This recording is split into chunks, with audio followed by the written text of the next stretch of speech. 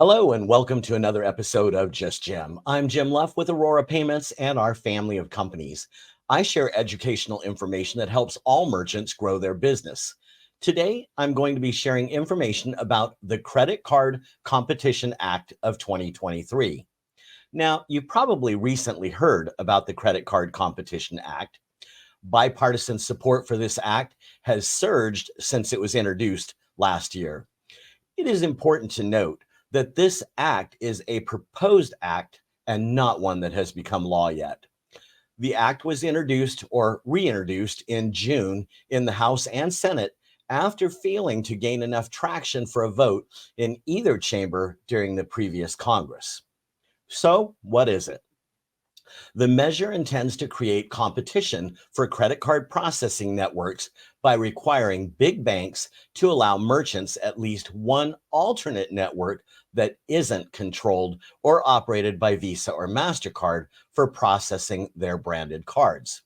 Now, this would give merchants a choice in the fees that they pay, something that's never been offered in the past. Visa and MasterCard control over 80% of the US credit card market. That's more than 576 million credit cards. Every time a merchant accepts a Visa or MasterCard payment, approximately 2% to 3.5% is charged to the merchant and effectively erodes profitability. The same can be said for American Express and Discover, who operate their own respective networks. You probably wonder, where does the money go? While Visa and MasterCard keep a portion of the fees for themselves by calling it a network fee, most of the fees assessed are part of an interchange fee set by Visa and MasterCard, and they're paid to the bank that issued the credit card. Swipe fees for all card brands combined have more than doubled in the past decade, hitting a record $160.7 billion in 2022. According to a Nielsen report. On average, US credit card swipe fees account for 2.24% of every transaction done on a Visa or MasterCard. That's according to Merchants Payments Coalition. Interchange fees are essentially another tax to consumers. They're going to pay one way or another through the collection of fees, or in some cases, merchants are issuing surcharges to collect those fees. Now, let's talk some more about those fees. In 2022 alone, Visa and MasterCard and their card issuing bank partners charged merchants a total of $93 billion in credit card fees as a portion of the total $160.7 billion that was collected.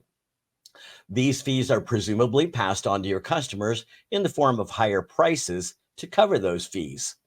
These fees were last adjusted in April of 2022 and continue to trend upward. Visa and MasterCard set the fees for all different types of cards, so banks have a level playing field. Everyone has the same rate for a specific type of card.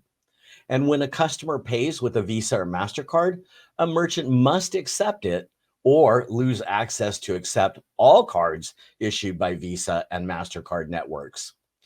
In this take it or leave it system, merchants must accept MasterCard and Visa to stay in business since they are the most widely used card brands.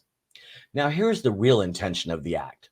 The Credit Card Competition Act would enhance credit card competition and choices to reduce excessive fees. It will require the largest credit card issuing financial institutions to offer at least two card networks to process credit cards instead of simply relying on the Visa MasterCard duopoly. This would only apply to banks with more than $100 billion in assets who also issue Visa and MasterCards. In summary, the giant banks that issue Visa and MasterCards would have to choose a second competitive network for each card issued, and the merchant will choose which networks they prefer to use rather than being forced to use just one. So here's what the intended results are of the act. The Competition Act is intended to incentivize better service and processing cost. All but the biggest 30 or so banks would not be subject to the bill's requirements to add a second credit card network. If the network itself is the card issuer, such as American Express or Discover, they would not be required to add a second network, although it is possible that Amex and or Discover could potentially serve as a second network on the other bank's cards. By adding a second network, networks would be motivated to hold down those merchant fees to keep transactions routing over their network instead of having merchants choose the second alternative network. The act has gained the support of over 200 state and regional business associations, as well as the International Franchise Association, the National Association of Convenience Stores, the National Association of Theater Owners, the National Grocers Association, the National Restaurant Association, and the National Retail Federation. Currently, there are more than 2,000 retailers, platforms, and small businesses of all kinds that have signed a petition urging lawmakers to pass the bill. Retailers in support of the legislation argue that credit card processing costs are hurting consumers by driving up the cost of business and, in turn, the price that shoppers pay at checkout.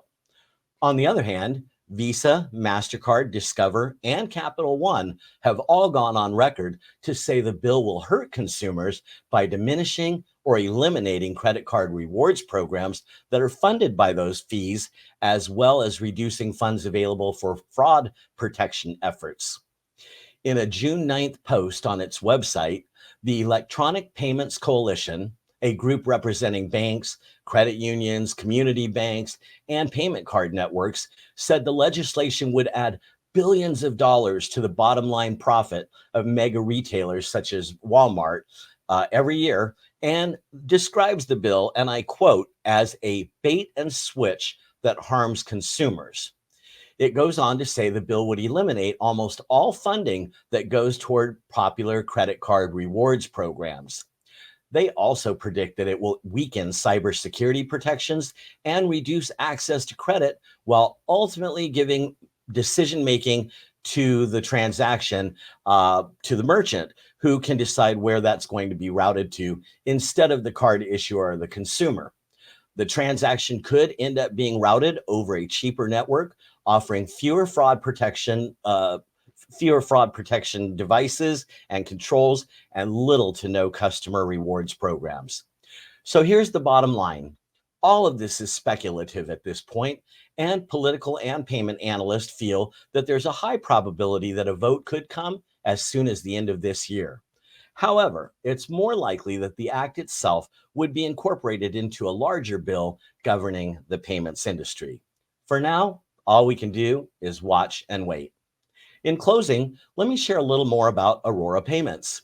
We're a network of professionals providing merchants with reliable payment solutions for any industry in any environment. We help businesses increase efficiency and growth. Our proprietary technology provides one ecosystem, one contract, one partner, one Aurora. As a full service provider, we have all the products, services, solutions, and support you need all in one place. Are you interested in learning how you can eliminate credit card processing fees forever? Send me an email to hello@risewithaurora.com or call me by phone at 833-287-6722. That number again, 833-287-6722. You'll be saving money in no time. Be sure to share me with your friends that accept credit cards and click that subscribe button for tons of merchant tips that will help you, your employees, and your customers. I'll see you next time on another episode of Just Gem. Thanks for joining.